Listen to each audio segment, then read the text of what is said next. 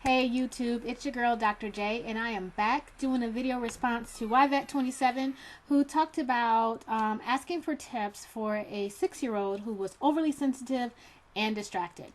One of the things that I'm going to do, Yvett, is link for you a video that I did on senses and sensory processing, the kryptonite for gifted kids, because it sounds like your daughter or son, your 6-year-old basically, may have some sensory processing issues, and that is a great video to just kind of introduce you into the world of sensory processing. And that's when our kids, their senses are just really, really strong.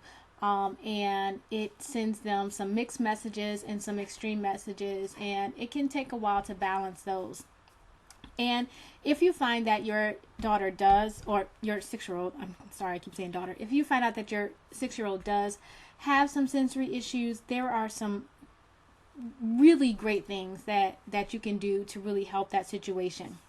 One of the things that we do is that we make sure to create an environment that's going to work for the kids. And so when you have, like if you have sound sensitive kids, you want to make sure that you don't have a lot of things playing in the background. You want to make sure that when it comes time to start their school day, they have as few sound distractions as possible. You want to make sure that you're adjusting the volume on things so that it's a nice, clean, easy to hear volume.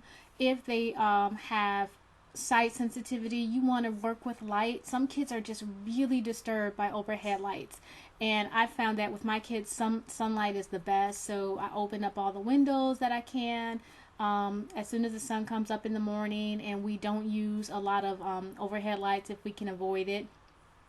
Another thing that my kids, they do sometimes use color covers on some of their work to really keep some of that harshness off the eyes.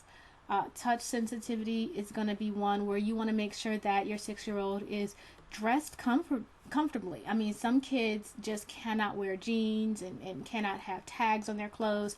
Some kids really struggle with socks and having the seams on their socks. So you want to make sure that their clothing is going to be something that's really comfortable for them. And some kids respond to little touching, and other kids need touch stimulation. Like my daughter, sometimes what I would do is take a hairbrush and like brush her back, because that like stimulation that really helped her like calm herself down if she was really distracted. Just brushing the bristles across her back with her clothes on was something that was really calming for her. So it's really just a matter of just playing with your environment to make sure that it's going to be the best for your child.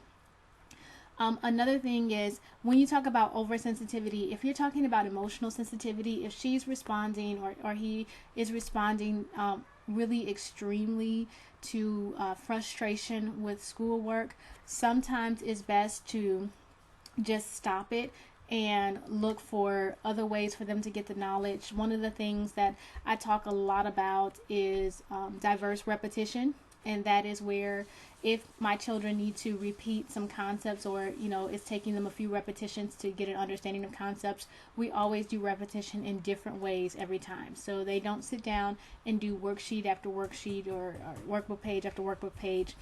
We have a lot of hands-on things. I'll do videos, we'll do songs, but we'll get repetition in a lot of different ways. That way they don't get overly frustrated and seeing the same thing over and over again.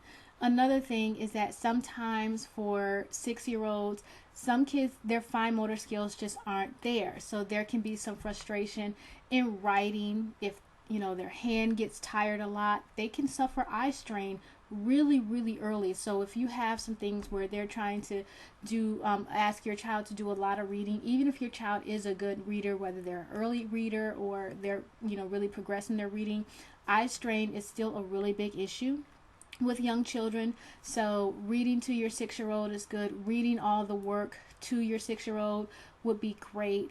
Another thing that helps to relieve the frustration is letting them know that they are expected to get answers wrong. A good curriculum will have your child working at about the 75 to 80% correct range. That's going to be a good fit for your child. So let your child realize that when they get answers wrong, that's not necessarily a bad thing.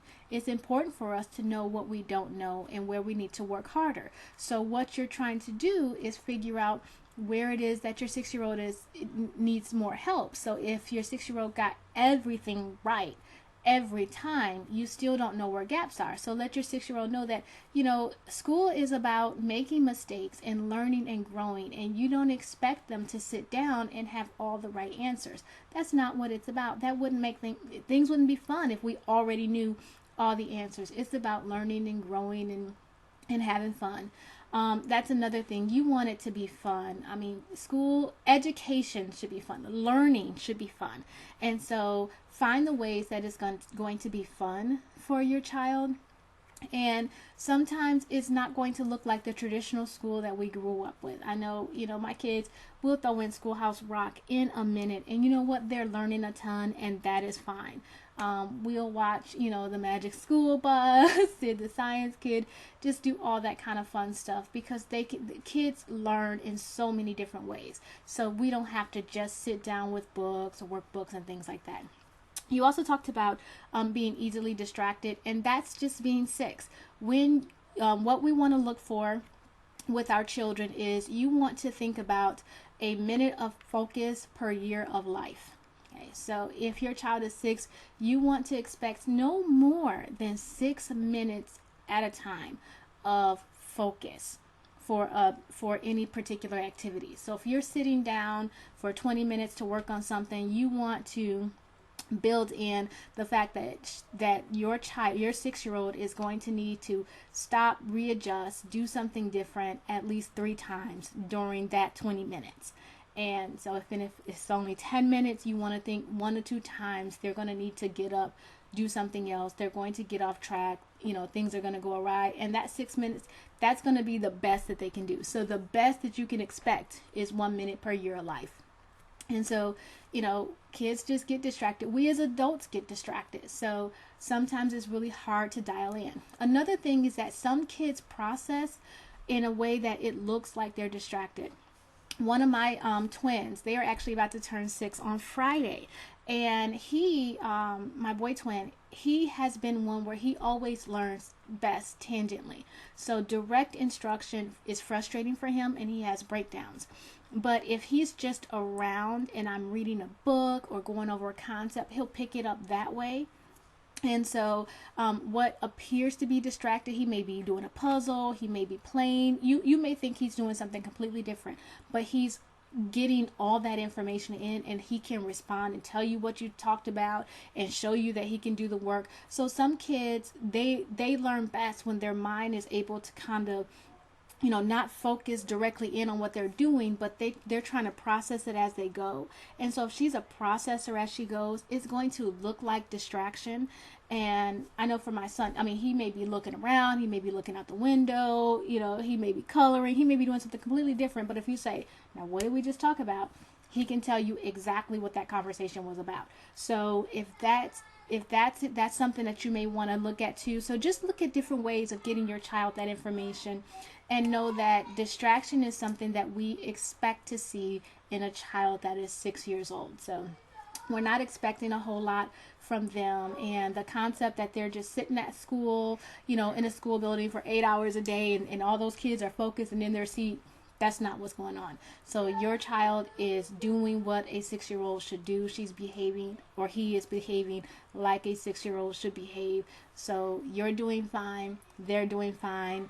Don't worry. You're doing great. You are doing awesome. So hope this helps. This is Dr. J, and I'm out. Bye-bye.